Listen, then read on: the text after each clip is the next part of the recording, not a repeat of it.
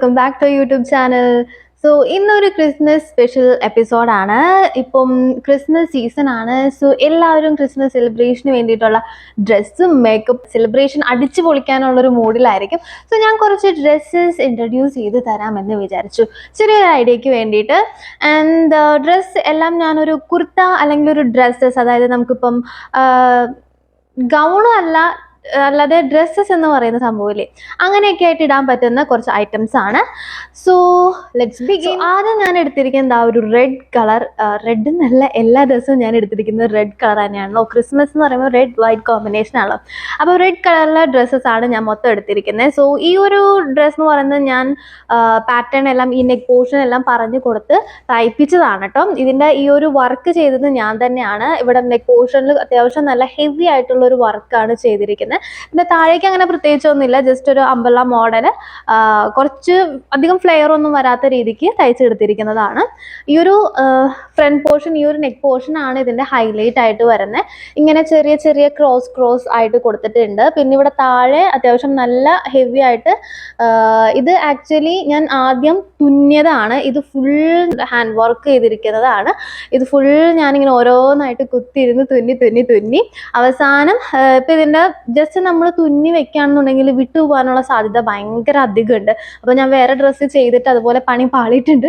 അപ്പോൾ അതുകൊണ്ട് ഞാൻ എന്താ ചെയ്തതെന്ന് വെച്ചിട്ടുണ്ടെങ്കിൽ, ഇങ്ങനെ ഫുൾ തുന്നിയതിന് ശേഷം ഇവിടെ കണ്ടോ, ഇവിടെ ഒരു നിറയെ ഗ്ലൂ അങ്ങോട്ട് തേച്ചു. നമ്മൾ ഈ ഡ്രസ്സിലൊക്കെ യൂസ് ചെയ്യുന്ന ഗ്ലൂ ഇല്ലേ, അതല്ലാന്നുണ്ടെങ്കിൽ സാധാരണ നമ്മുടെ ഗമ്മില്ലേ വൈറ്റ് കളറിലെ, അത് അങ്ങ് തേച്ചിട്ട് ഒരു പേപ്പർ പീസ് വെച്ച് ഇങ്ങനെ ഒട്ടിച്ചു. അപ്പോഴത്തേനും ഇത് നമ്മൾ എത്ര വാഷ് ചെയ്താലും ഇത് പോകുകയില്ല, ഇങ്ങനെ തന്നെ ഇരുന്നു. ഇങ്ങനെ വർക്കൊക്കെ ചെയ്യുന്നുണ്ടെന്നുണ്ടെങ്കിൽ കളർ പോവാത്ത, നമ്മൾ എത്ര വാഷ് ചെയ്താലും കളർ പോവാത്ത കൈൻഡ് ഓഫ് സ്റ്റോൺസ് വാങ്ങാനായിട്ട് ശ്രദ്ധിക്കുക.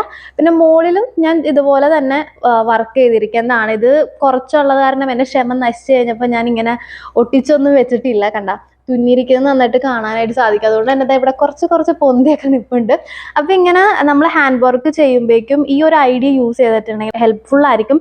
കാരണം ഇത് നമ്മൾ ഒരു പ്രാവശ്യം ചെയ്ത് കഴിഞ്ഞ് പിന്നെ അങ്ങ് പോകാൻ തുടങ്ങിക്കഴിഞ്ഞാൽ അത്രയും നമ്മൾ കഷ്ടപ്പെട്ടത് മുഴുവൻ വേസ്റ്റ് ആവുന്ന ഒരു അവസ്ഥയുണ്ടല്ലോ, ഭീകരമാണ്.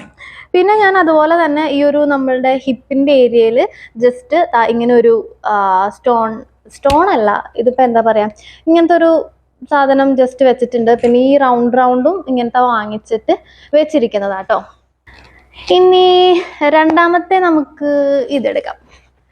ഇത് വളരെ സിമ്പിൾ ആയിട്ടുള്ള ഒരു കുർത്ത, അല്ലെങ്കിൽ ഞാനിതിനിപ്പം ലെഗിൻസോ ജീൻസോ ഒന്നും പെയർ ചെയ്യാറില്ല. ഇതുപോലെ തന്നെയാണ്. ഇത് ഒന്നിനും ഞാൻ അങ്ങനെ ലെഗിൻസോ ഒന്നും ഇടാറില്ല. പക്ഷെ നമുക്ക് ലെഗിൻസ് വെച്ച് ഇടുന്നുണ്ടെങ്കിൽ അങ്ങനെ ഇടാൻ പറ്റുന്ന ഡ്രസ്സാട്ടോ. ഇതൊരു മെറൂൺ ആണ്, റെഡ് കളർ അല്ല. അധികം വർക്കും കാര്യങ്ങളൊന്നും വരുന്നില്ല. ഈ ജസ്റ്റ് ബട്ടൺസ് മാത്രമേ ഉള്ളൂ. ഇത് ഫുൾ ഓപ്പൺ ചെയ്യാൻ പറ്റുന്നതാട്ടോ, അറ്റം വരെ നമുക്ക് ഓപ്പൺ ചെയ്യാൻ പറ്റുന്ന രീതിക്ക് ബട്ടൺസിൻ്റെ ആണ്.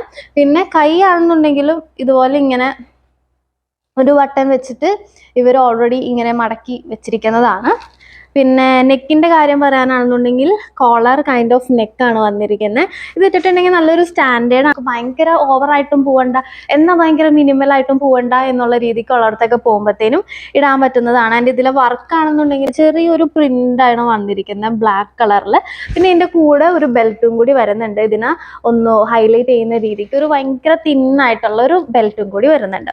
അടുത്തത് ഇച്ചിരി നല്ല ഈ ഒരു മെറ്റീരിയലിനെ പറയുന്നത് എന്താന്ന് എനിക്കറിയില്ല, പക്ഷേ നല്ല മെറ്റീരിയൽ, അതായത് നമുക്ക് ഇട്ടിട്ടുണ്ടെങ്കിൽ ഭയങ്കര സുഖമാണ്. ഇതും അതുപോലെ തന്നെ നെക്ക് പോർഷനിൽ ചെറിയൊരു ഒരു മാലയൊക്കെ പോലെ ചെറിയൊരു വർക്ക് അവർ കൊടുത്തിട്ടുണ്ട്.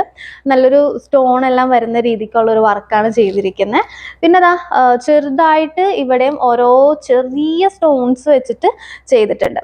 അതുപോലെ തന്നെ ഇതിൻ്റെ ഒരു പ്രത്യേക പാറ്റേൺ ആണ് വരുന്നത്, അതായത് ഒരു കോട്ടൊക്കെ വരുന്ന രീതിക്കുള്ള ഒരു പാറ്റേൺ ആണ്. അതിൻ്റെ ഉള്ളിലാണെന്നുണ്ടെങ്കിലും ചെറിയ രീതിക്ക് ഒരു ബ്ലാക്ക് കളറ് വർക്ക് വരുന്ന രീതിക്ക് കൊടുത്തിട്ടുണ്ട്. ഭയങ്കര സുഖം ഇത് ഇടാനായിട്ട്, ഒട്ടും കനമില്ലാത്ത ടൈപ്പ് തുണിയാണ്. ഇത് അത്യാവശ്യം ഗൗൺ പോലത്തെ ഒരു മോഡലാട്ടോ. അടുത്തത് നല്ല ചോര കളർ റെഡാണ്. ഇത് ഞാൻ വെറുതെ ഒരു കുർത്ത വാങ്ങിച്ചതാണ്. ജസ്റ്റ് ഇതും ഈ വർക്കും കാര്യങ്ങളും ഒന്നും ഉണ്ടായിരുന്നില്ല. ഒരു നോർമൽ കുർത്തയാണ്, പക്ഷേ നല്ല ഭംഗിയുള്ള ഒരു കുർത്തയാണ്. അതായത് ഇവിടെ ജസ്റ്റ് ഈ ഒരു വർക്ക് മാത്രമേ ഉണ്ടായിരുന്നുള്ളൂ. ഇതിൽ ഞാൻ ഈ ഗോൾഡൻ വർക്ക് ഞാൻ തന്നെ ചെയ്തതാണ്. പിന്നെ അത് തന്നെ ഞാൻ കയ്യുമ്മേം കൊടുത്തിട്ടുണ്ട് ഈ ഒരു ഗോൾഡൻ കളർ ഡീറ്റെയിലിങ്. എനിക്ക് ഇങ്ങനത്തെ വർക്കൊക്കെ ചെയ്യാൻ ഇഷ്ടമാണ്. അപ്പം അതുകൊണ്ട് ഞാനിങ്ങനെ ഇടയ്ക്കൊരു മൂഡ് തോന്നുമ്പോഴത്തേനും ചെയ്യുന്നതാട്ടോ.